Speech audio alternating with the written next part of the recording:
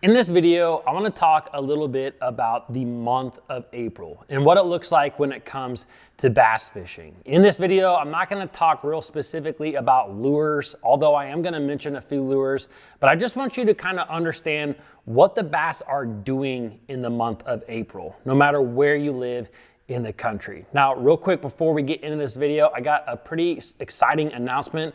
We are actually holding a demo day at CLEMONS Boats on May the 4th. This is up in Sandusky, Ohio. So if you happen to be in the region or you want to make a trip, you can actually come on up, you can meet me, we can talk about bass fishing, we can even go on a boat ride. They're gonna be giving out a lot of different boat rides, you know, whether it's an Icon or a Bass Cat, it doesn't matter. If you just wanna come up and talk about fishing, eat some food and have a good time and talk to me, guys, all we're doing is asking that you RSVP for the event. So I'm gonna leave a link down below in the description for you to RSVP. You can find more details about the event down below. I would absolutely love to see you guys and love to meet you guys at the demo day. All right, let's talk about the month of April. And the month of April is really a great month. It is a fantastic month. And one of the best things about the month of April is that the majority of bass can be found in shallow water. Now, when I say that, I absolutely love catching fish offshore. It's one of my strengths when it comes to fishing. I love fishing deep, but something that I absolutely love to do is kind of turning the electronics on, going shallow, pitching out a lot of cover that you can see with your own eyes or casting with your own eyes and just catching fish. It's just so much fun and I absolutely love everything about it. Now, with that being said, I think that depending on where you live in the country, this is going to be obviously somewhat different. I mean, for those of you that live in the far north, the Minnesotas, the even northern Michigans, the Maines, I mean, you're still dealing with a lot of ice even through the month of April. You know, this is the month where you might see the ice start to go away. So you're going to be dealing with a lot of winter to spring transition fish. Now for, I think kind of the bulk of the country, you're in kind of the pre-spawn and spawning phase during the month of April. There's a lot of fish, like I said, that are just up shallow. You have a lot of water temperatures that are going to be in the 50s and 60s, depending on where you live in the country. Now, even as far down south as, you know, southern Texas into Florida, I mean, you're going to still have fish that are on beds even this time of the year. You've also had a lot of fish that have already spawned. And so I want to talk quickly about just a couple of things that I look for depending on if you are in the pre-spawn, the spawn, in the post-spawn. Now, obviously, if you are fishing kind of in the pre-spawn time frame, this is a great time to just go out and throw a lot of aggressive or loud or moving lures. This is a great time of the year for spinner baits and chatterbaits and, you know, big swim baits. This is a great time to just use a lot of lures that have a lot of vibration and pick up a lot of fish. Now, like I said, I'm not going to go real specifically on my absolute favorite lures because I did a video on that at BassFishingHQ and I will leave it linked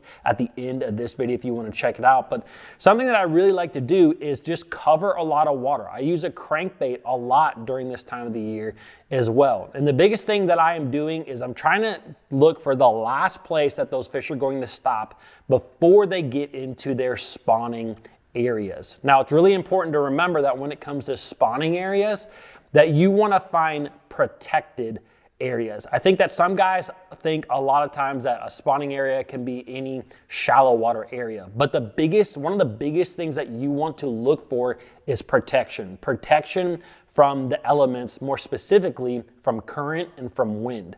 Because a bass cannot lay its eggs in an area that are going to get blown away by current or get blown away by wind. So not only are we looking for shallower water, but we are looking for protection. So a lot of times when I'm looking at a lake map, I like to find these areas where there's a lot of turns. You know, if it's a creek arm that kind of has an S-type shape to it, or if it's maybe a small pocket, again, that kind of curves off to the side, if you have any of those kind of curves like that, a lot of times that can help you to have a protected area. If you have a pocket that is, you know, you have the main lake and then you have a pocket like this, if the wind is shooting right up that area, even though it's a shallow water area, there may be good spawning habitat.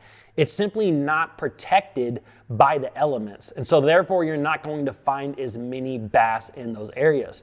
So if you have those little S-bends, those little coves, those little places where it really is protected by the wind, those are the places you want to cross off. Or not cross off. You want to circle on your map. This is one of the reasons why marinas are such a really good area to find spawning fish, because marinas are built in areas most of the time that are out of the wind, and a lot of times they're going to put up big jetties, big break walls to help protect those areas from the wind.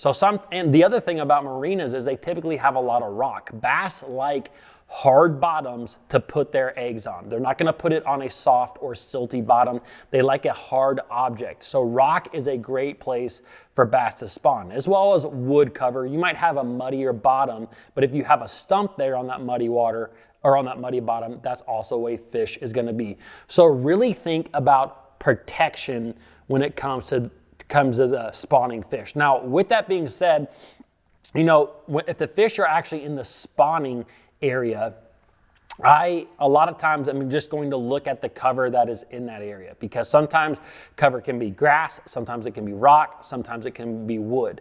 But one of the most important things that you can kind of look at when it comes to this, and I talked about this in a video I think just yesterday, is you want to really concentrate on areas that are kind of open amongst the cover.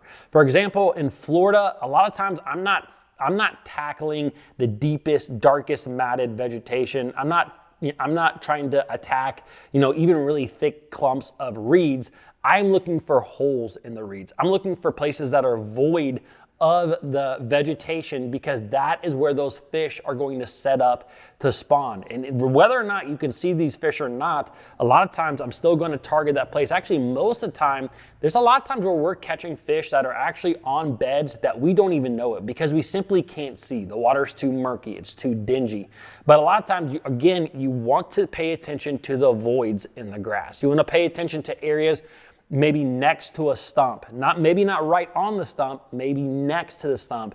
That might be where the fish are actually bedding. Now, like I talked about in a video, I think just yesterday, anytime you catch one fish during the spawning season, make sure that you cast back in that same area multiple times, because a lot of times you're going to catch the male off that bed first, and the female will be there and she's guarding, and you can catch that female sometimes if you make enough pitches to that area. So that's something that's just really important to think about when it comes to just the month of April and fish that are spawning. A big thing that I also like to do is I really keep it to plastics when I am fishing and I think the fish are spawning. I don't throw a lot of jigs, even though you could throw a jig and catch fish, and I don't throw a lot of moving lures. I'm really focused on plastic baits, a lot of flipping and pitching, you know, crawl style baits, beaver style baits like a D-bomb, also baits like a Nico rig or a drop shot, you know, more finessey approach. Those baits can be extremely good, and you typically just work them naturally a lot slower, and a lot of times soaking your bait in an area is going to help you to catch a lot of fish around and in those spawning areas. Now, let's talk a little bit about the post spawn, because for some of you, you are going to be in the post spawn even in the month of April. Now, like I said, a lot of you are probably in the spawning season, but if you live down south, the post spawn is definitely happening. Now, a couple things to pay attention to the post spawn is what is happening outside of the bass spawn. Like a big thing that typically happens in a lot of southern reservoirs is you will have a shad spawn that happens. And this happens a lot towards the end of April and maybe even into May a lot of times. If you have a full moon that comes in, it really seems to trigger these fish to start feeding. What it does is it starts to trigger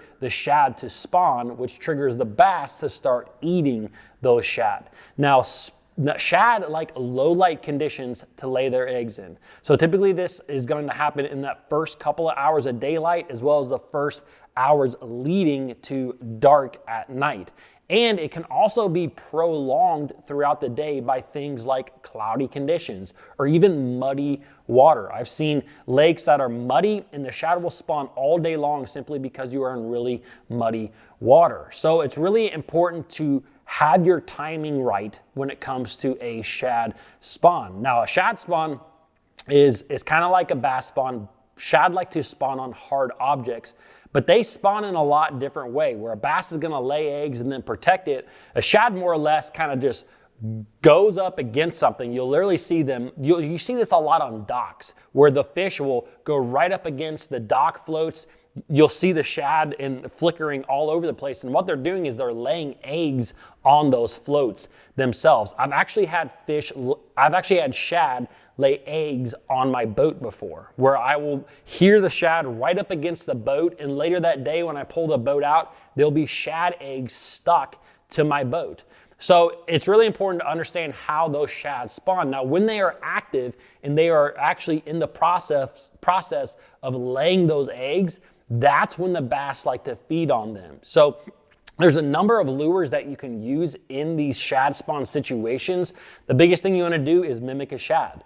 And you also want to use the lure that helps you to be most efficient. For example, if you're fishing around a lot of boat docks, one of my favorite baits to use is either a swim bait that skips really well or a swim jig. A swim jig, typically you can skip a swim jig way up underneath of a boat dock, and you want to keep that jig or that swim bait really high in the water column. You want to keep them where the shad are, because again, the shad are laying up those eggs on the floats, you know, or if maybe, for example, you're fishing a riprap bank. There's a lot of smaller chunk rock style banks that shad will also lay their eggs on. And in those situations, a spinner bait, a square bill, these can be really good baits to fish around those rock areas. Those baits come through those areas very, very well. So it's really important to understand just picking a lure that represents a shad but also fits